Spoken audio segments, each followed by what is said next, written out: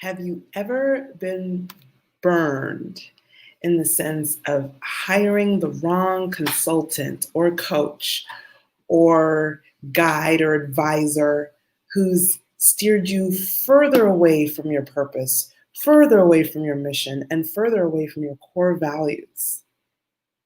If that's happened to you, raise your hand. All right, well, I can't actually see you, but I think that's happened to every single one of us. And sometimes we come to wrong conclusions when we realize we've hired the wrong person or that the person has taken us further away from our desired outcome. Okay. One thing I really want to do, I'm very adamant about, is changing the buying process when it comes to consultants and coaches. And we all need, I shouldn't say, it's not to say that you can't make it without a consultant or a coach in your business. It's just everything gets harder because no one knows everything, right? We all have areas of what I call zones of genius, and then areas where we struggle. So there's no one who's a genius at everything. We're not all great at bookkeeping and sales and marketing and delivery and, organization and big picture vision. And no one's great at everything. We all have people that we rely on as suppliers. Most of us have teams of people who work for us, and we all have different strengths and weaknesses where we look for consultants, advisors, and coaches to support us. But the buying process can get kind of convoluted, especially if you're doing things online. These days, it's even more frustrating because we have a lot more people kind of pitching at us because now they're not going to networking events in person, so they're spending more time online and haven't really learned the finesse of online networking, that it's pretty much the same as in-person networking, and you don't just pitch somebody the first second that they connect with you. Some people have not yet learned that lesson. But even when that's not the case and you have a great conversation with someone, or you read their content and you love it, or you watch their videos or their trainings and you love them, like, how do you know that they're actually going to take you in the direction that you want to go? There's a really simple tool that I have. It's called Body Wisdom Tapping. It's a really, really simple way to just check in and notice what your body is doing, if you're leaning in or if you're leaning out. But what I really want to emphasize here is the importance of investing time. People always think about money investment, or they think about time investment as in, what am I taking away from to give to this?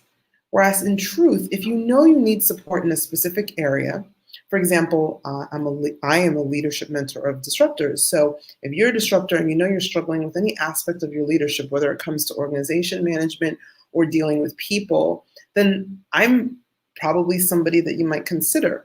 If you are not so great with, like me, with bookkeeping, you might be looking for someone to not just take that over, but also to explain to you good, business practice as it comes to taxes and it comes to financial health of your business and so forth, right? So you have many different areas where you can look for a consultant or a coach or an advisor or a freelancer or whatever it might be. But in those areas that you're looking for support, you need to invest time to see if the support is actually going to be helpful for you. So this whole idea of I don't have time to watch a training, or I don't have time to look at a PDF, or I don't have time to have a conversation, I'm like, then you're not making the practice of taking care of you, your business, your people.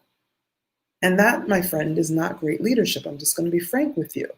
Because if you can't invest the time, it may only take an hour or two for you to look into something to see, okay, how is that resonating with me? Does it make good logical sense? And does it make good, energetic sense, emotional sense? Am I leaning in or am I leaning out from this proposal? Trusting your intuition, right? This is incredibly important. I don't know why we don't see more of this. We see a lot of the motivational quotes and we see a lot of the, know your numbers and all that kind of stuff.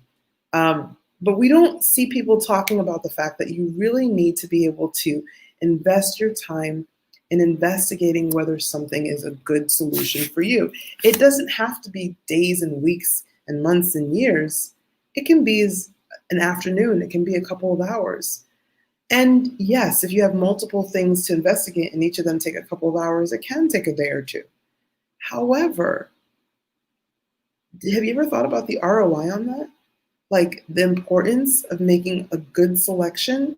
It's not, this is another thing I see a lot of people basing their decisions on other people's opinions of someone, which is a great starting point, but is far from complete, right?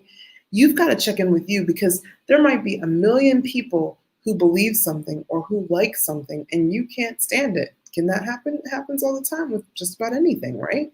So just because this person has a million rave reviews from people that are respected in the industry doesn't necessarily mean in itself that that's enough of an equation for evaluating whether that's a person that you should hire to help you. So I really want you to think differently about your time.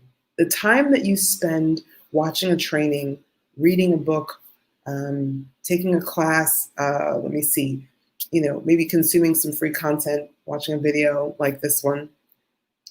Think about that as an investment as well in your business. It's not a money investment, the time investment. And this is another thing I hear, that there's so much scarcity around the idea of time. I don't know if you've noticed this, but everyone's always like, you can never get time back. And it starts to be almost like depressing to like spend time doing anything. Like, I'm like, oh my goodness, whoa, this thing is so precious and so rare of a commodity. What should I be doing with it? And so then everything feels like a guilt round when you're trying to like look into something. It feels like, oh my goodness, should I be looking into this right now? Am I spending too much time in it? It took me more than 10 minutes. Is this a problem? There's so much scarcity in the business world around time. And I really want to help you to think of it differently and understand that you will always have as much time as you need. And that when you make time for the things that are really, truly important for you, which, yes, that's your family, yes, that's your loved ones, but yes, that's also your business. I mean, everyone that I work with and hang out with, and most people who talk with me, are purpose-driven leaders. We care about the mission that we're on. We care about the impact that we're having on the planet. It's not just about dollars and cents and transactions for us. We care. We want to make a positive difference in the planet, right? So that investment of time is something that's going to pay you back. Even if you decide that's not the thing for me, the fact that you investigated it, there was something valuable that you learned from that time. Think about that as an investment in your business. Think about the time that you invest in paying attention to these things can often save you so much more time on the back end of running around like a chicken with your head cut off because you didn't actually get the big picture. Okay, this is incredibly important.